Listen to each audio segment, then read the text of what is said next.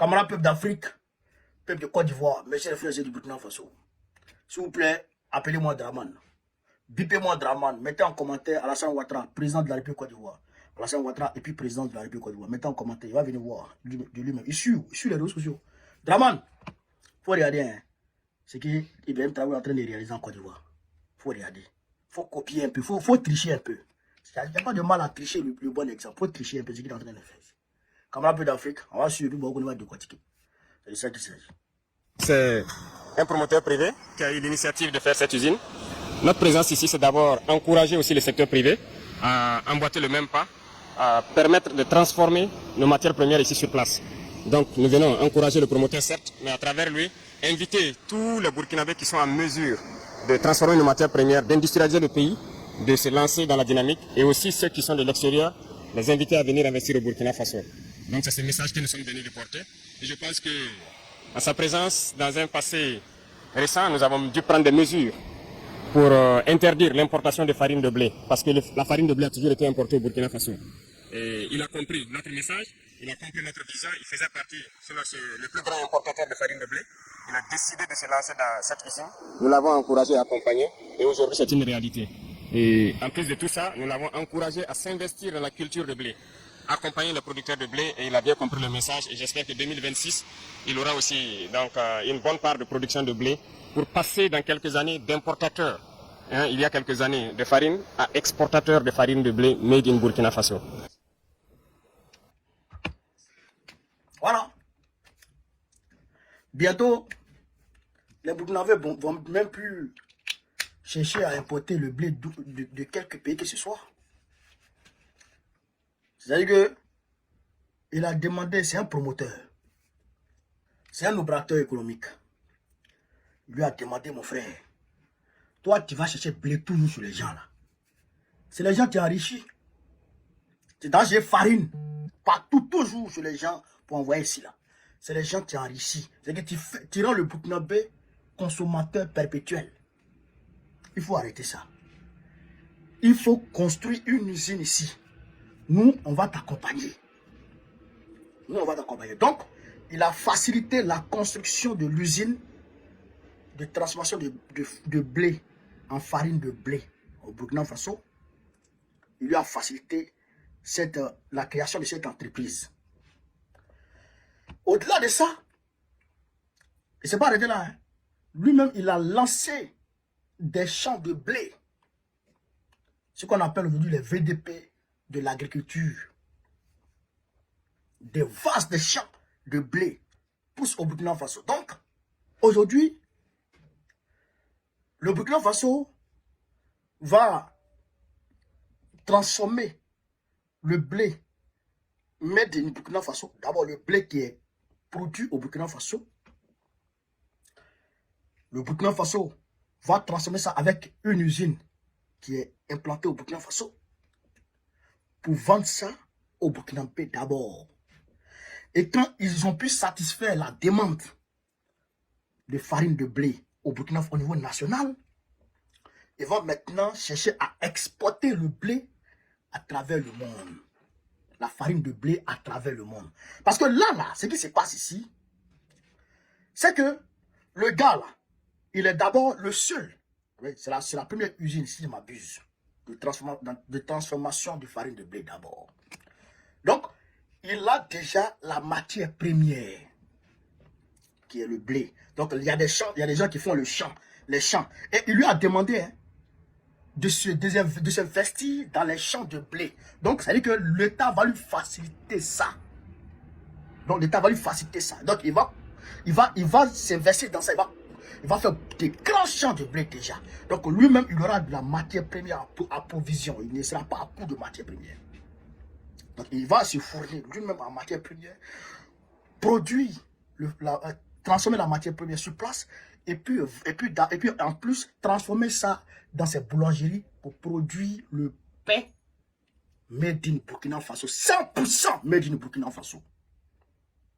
Et maintenant, quand il voit que le marché burkinabé, la demande burkinabé est satisfaite, maintenant, il va aller vendre maintenant ailleurs, comme les Chinois l'ont fait. C'est comme ça que les Chinois ont fait. Avant, là, après la Deuxième Guerre mondiale, les Chinois n'arrivent même pas à se nourrir. Les Chinois n'arrivaient même pas à se nourrir. Mao a sacrifié une partie de la population. Et puis c'est concentré sur une partie. Le reste, les autres, vont se débrouiller. Tellement qu'ils ne pouvaient pas nourrir tout le monde. Mais aujourd'hui, grâce à cette politique qu'Ibrahim Traoré est en train de mener là, les Chinois, avec 8% de terres cultivables, sur les 9 millions de kilomètres carrés, ils n'ont que 8% de terres cultivables. Avec les 8% là, ils se nourrissent eux-mêmes d'abord et ils exportent maintenant la nourriture à travers le monde.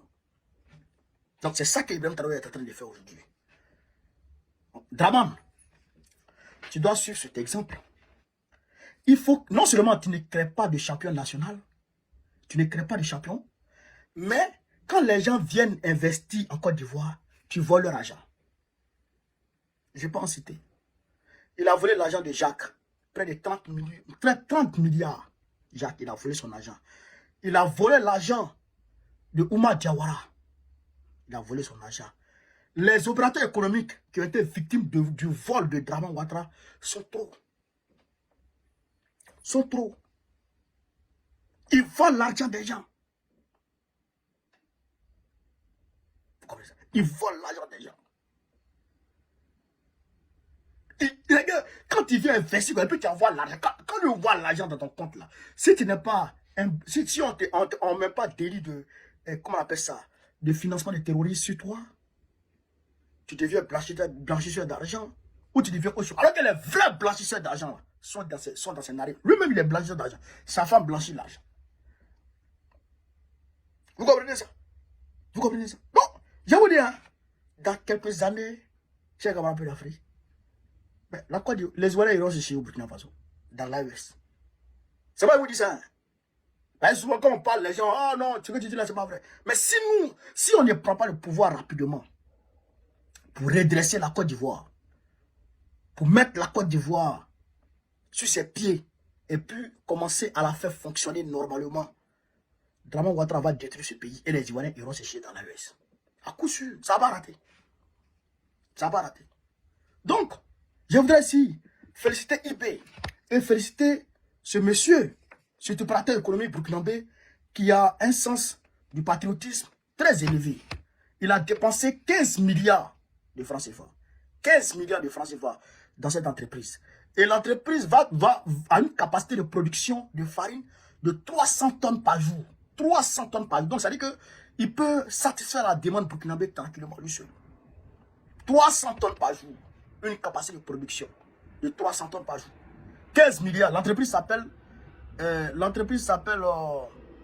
M2S. Moulin Double Start. Moulin Double Star. Moulin Double Star. M2S. Allez, du moulin. Donc, c'est que il n'y a pas de souci, quoi. Je voudrais saluer ce monsieur et je voudrais saluer le capitaine Ibrahim Traoré pour sa politique. Pour sa politique de développement. Voilà, pour sa politique de développement économique. Parce qu'il a mis en place cette politique. Vraiment, c'est bon. C'est bon. Voilà. Donc, j'ai camarade Pédavio. Voilà un peu ce que je voulais vous dire sur cette vidéo. Partagez au maximum. Mettez-la partout à travers moi. Je veux que Draman Ouattara voit cette vidéo. Sinon, je ne serai pas en paix. Vive l'Afrique libre. Vive le panafricanisme. Vive tous les présidents panafricains. Gbagbo, président de la République Côte d'Ivoire, en octobre prochain. Inch'Allah, on est ensemble. Camarades des peuples d'Afrique, peuple de Côte d'Ivoire, mes chers frères et sœurs. Aujourd'hui a eu lieu la cérémonie de rétrocession de la base militaire française de Port-Boué aux militaires ivoiriens. Chers camarades d'Afrique, on les applaudit, mais il y a une question qu'on doit poser. Où sont passés les 1000 militaires français qui y vivaient? Sont-ils allés en France? Sont-ils allés dans d'autres pays africains? Eh bien, chers camarades d'Afrique, la réponse de la question est à la fin de cette vidéo. On écoute attentivement et bon, on va décortiquer. On est parti, chers camarades d'Afrique. Base militaire près d'Abidjan, Côte d'Ivoire, elle a été intégralement rétrocédée aux Ivoiriens. Loin d'une rupture, ce départ a été négocié. Les deux pays évoquent une nouvelle étape dans les relations franco-ivoiriennes. Anna Pereira. Écoutez, c'était la dernière base française en Côte d'Ivoire. Ce jeudi, le camp de Port-Boué, base stratégique située près de l'aéroport d'Abidjan, a officiellement été rétrocédé aux militaires ivoiriens. La fin d'une présence de l'armée française longue de 47 ans. 1000 soldats y étaient installés. Pas question pour les Français de revivre les départs forcés comme au Burkina Faso, au Mali ou au Niger. Les deux armées veulent ici montrer une entente parfaite. Cet acte marque une nouvelle étape dans les relations d'amitié et de coopération stratégique entre nos deux nations.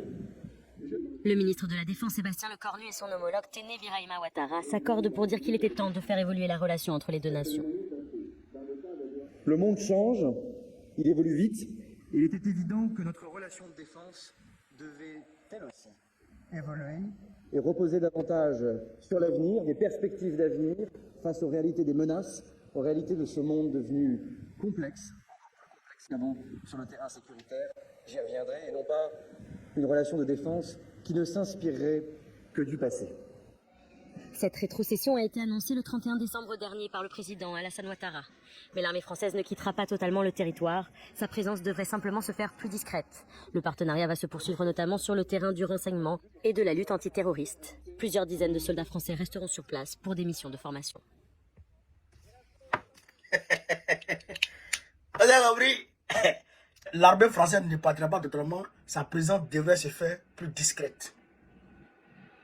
Voici la réponse. Chers camarades d'Afrique, voici la réponse à la question que j'ai posée. Où vont les 1000 soldats français qui sont là-bas? Et il dit, plusieurs dizaines vont rester pour former les militaires ivoiriens. Vous avez compris? Est-ce que vous avez compris ou vous n'avez pas compris? Non, parce que ça, il faut qu'on décortique pièce par pièce. Mais si on ne décortique pas, il y aura manie. Il faut qu'on décortique. Quand le Burkina, le Mali leur a dit de partir, on a vu, ils sont en train de comment on appelle ça, de démolir, pas de démolir, de démonter les bungalows qu'ils avaient construits au Mali, dans leur camp, qu'ils avaient construit dans leur camp au Mali, qui leur servaient de dortoir et tout. Ils ont démonté les bungalows et l'avion cargo est venu soulever pour envoyer une partie au Tchad, une partie au Niger d'alors, sous Bazoum, une partie, je sais pas, au Bénin, tout ça, en Côte d'Ivoire, une partie en Côte d'Ivoire et une partie, voilà.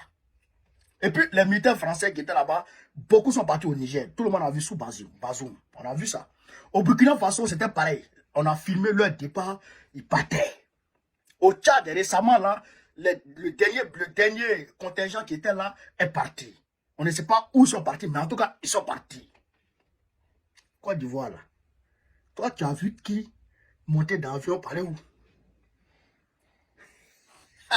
Toi, tu as vu quel militaire français monter dans l'avion, parler Guéba? En réalité, ils ne sont pas partis. En réalité, ce que la femme a dit, là, leur présence doit se faire plus discrète. C'est ça qui est la vérité. À l'heure où je vous parle, ils sont à Boaké. Alors, il parle, une partie est à Boaké actuellement, où il parle. Et le camp militaire, là, ils vont rester. Ils vont rester. Ils ont changé le nom seulement. Camp militaire Thomas Dakin. Mais Thomas Dakin, cher camarade d'Afrique, lui, c'était un militaire français. Parce qu'il a servi sous l'ère coloniale.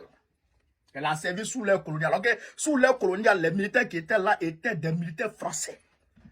Oui, et ils partaient combattre même en Algérie pour les Français. Et voilà, c'est ça. Ils partaient combattre pendant la Deuxième Guerre mondiale. Ouais, ceux qui partaient combattre pendant la Deuxième Guerre mondiale étaient les Français. Ils partaient avec le drapeau français. Est-ce que vous comprenez l'affaire? Donc, le camp là, quand tu creuses en profondeur, il demeure toujours camp français. Il demeure toujours français. Voilà, c'est ça qui est la vérité. Est-ce que vous comprenez l'affaire? Donc, pour vous dire que eux-mêmes là, blanc c'est pas souvent, blanc c'est pas mentir trop. Blanc quand ça chauffe, lui te dit la vérité. C'est un réaménagement stratégique. C'est un réaménagement stratégique pour cacher la présence française aux Ivoiriens. Voilà. Le drapeau va plus flotter. Les militaires vont plus faire beaucoup d'entraînement dehors. Ils vont se cacher. Maintenant, quand ils veulent sortir, même, ils vont se mettre en civil pour sortir. Voilà ce qui s'est passé maintenant. Vous comprenez, non? Voilà. Donc, c'est ce qui est la vérité. Tout le reste, là, c'est blabla. Ils restent, ils demeurent là. Et ils restent en Côte d'Ivoire. Voilà, c'est ça qui est la vérité. Donc, chers camarades, il fallait que je vous montre cette vidéo et que je décortique pour que vous puissiez comprendre de quoi il s'agit. Pour ne pas que vous laissiez manipuler par la propagande occidentale et dramanistanaise. C'est ça qui est la vérité. Vive l'Afrique libre, vive le panafricanisme, vive tous les présidents panafricains. Babo, président de la République de Côte d'Ivoire, en octobre prochain. Inch'Allah, c'est ça qui s'agit.